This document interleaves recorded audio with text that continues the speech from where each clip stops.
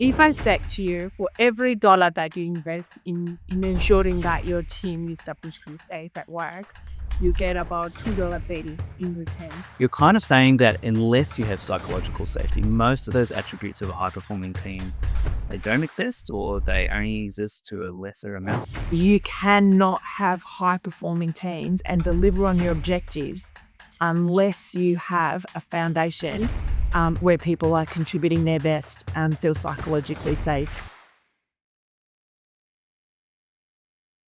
In the last episode, I sat down with Sem and Michelle to start the question and conversation around psychological safety, and we covered what psychological safety is. Today, I wanted to return to that conversation and start to explore why I or you, as a business owner, might care about psychological safety. Effectively, asking that awkward question, what's actually in it for you, putting psychological safety in place? So, Sem and Michelle, welcome to the show. Good to have you both back, and thank you for coming along. So I guess we'll start with the question, what is the benefit of psychological safety? That's a really good question. Quite often when we work with organizations, the business owners and executive teams, that's the question that they want. Like, what's in it for me? I will tell you a few benefits, but also let's just start. But I want to ask you a question. If I said to you, for every dollar that you invest in ensuring that your team is psychologically safe at work, you get about $2.30 in return. What would you say about that? I mean, I'd be in for that. I'd be like, here's $1 million. Let's go. That is speculate with the investment, Ross, because there's been proven return on investment. Several studies, as you've mentioned earlier, and I think we talked about this in the last episode, indicated that the main indicator, this was with a Google case study that they did through the Harvard. This is what the Harvard study did. They looked at the work of Google, and they realized that the one key indicator of high-performing team was psychological safety. Right. So if you want your organization to succeed, psychological safety has to be a way in which you do business.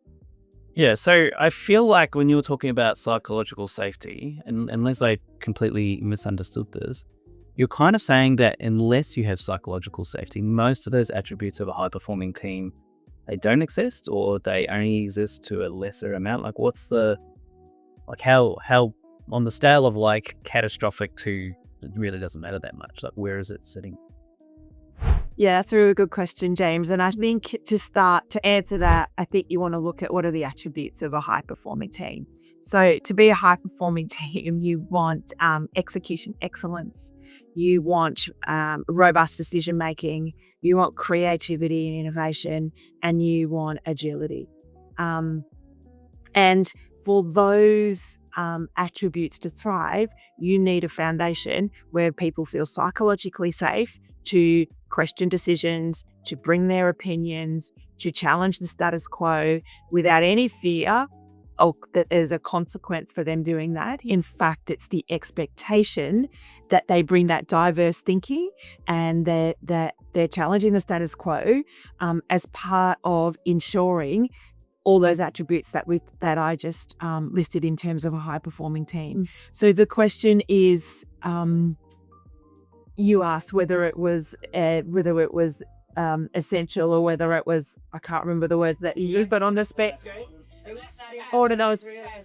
I think when you look at it from a frame of you cannot have high-performing teams and deliver on your objectives unless you have a foundation where people are contributing their best and feel psychologically safe to drive that team forward. So yeah, I think for me, if I was a business owner, I'm thinking that is pretty critical to my bottom line and to my overall performance. I love that. That's so good. Actually, some of the studies indicate that if you actually don't have that culture of psychological safety, your strategy won't stick. It doesn't matter how brilliant your ideas are. It just won't stick. It might initially, but it just won't be sustainable. Really? Wow. So basically, if I don't have psychological safety, not only do I not maximize my team's output, but also I may not actually get to the destination that the business needs to get to. In fact, it can, psychological safety, if it doesn't exist, can be a real barrier to your business succeeding. But also, poorly implemented psychological safety or a misunderstanding of what that is can be just as detrimental. Yeah. So it's really important to have a solid understanding of what psychologically safe workplaces look like, and what are the things that you need to do as a leader to start creating that psychologically safe workplace. Yeah. So good. So I've picked up two things so far. So one, having a psychologically safe workplace allows you to execute more effectively. I like what you said, execution excellence, I think is critical for pretty much every business.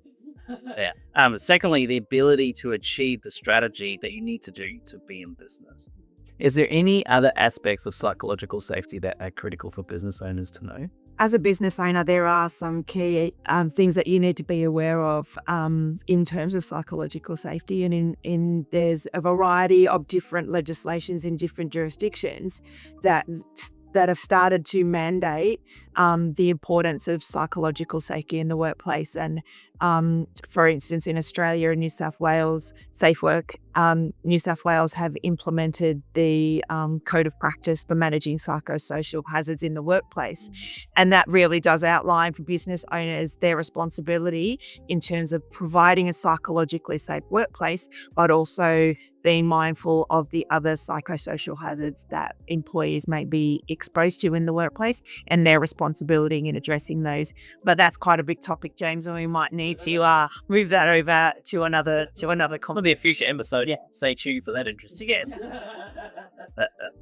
No, that's really good. So, I mean, there is a legal aspect to that is what I'm picking up from. So it's not just about a nice, happy workplace where everybody's, high performing. There's some very real repercussions for business owners that I need to be aware of.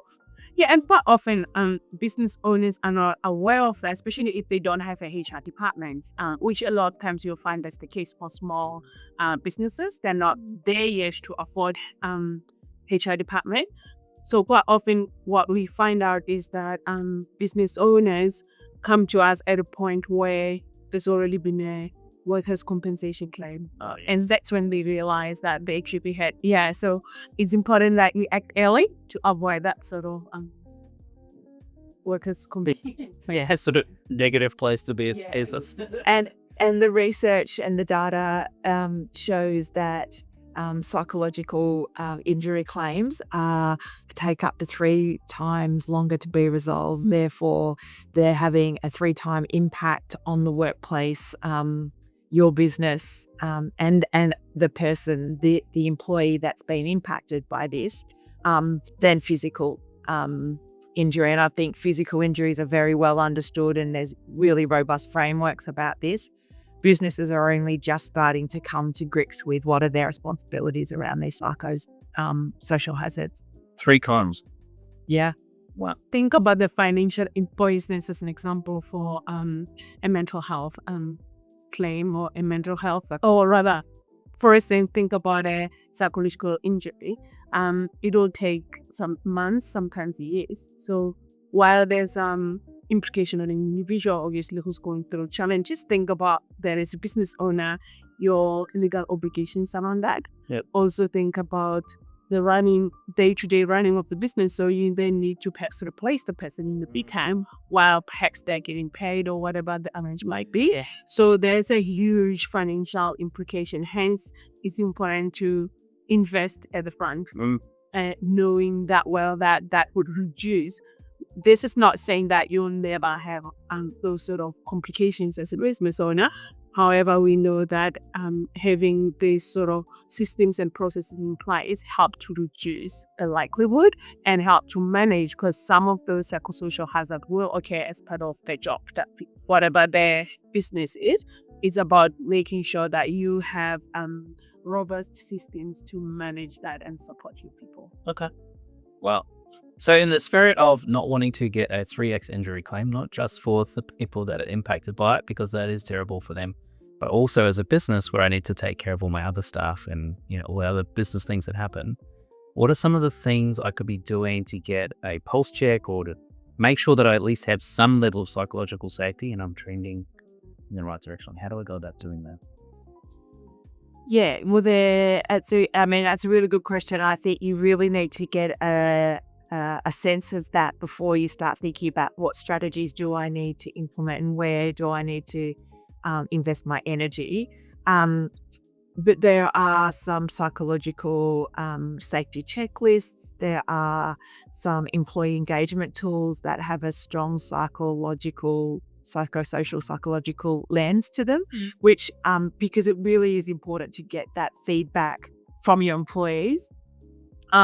If you go over to our website at signafuture.com.au, which will be in the description, then we have a checklist in there. We also have some other resources that will help you if you're interested in learning a little bit more about psychological safety, psychosocial hazards, and also some other legislations will in the resource area there.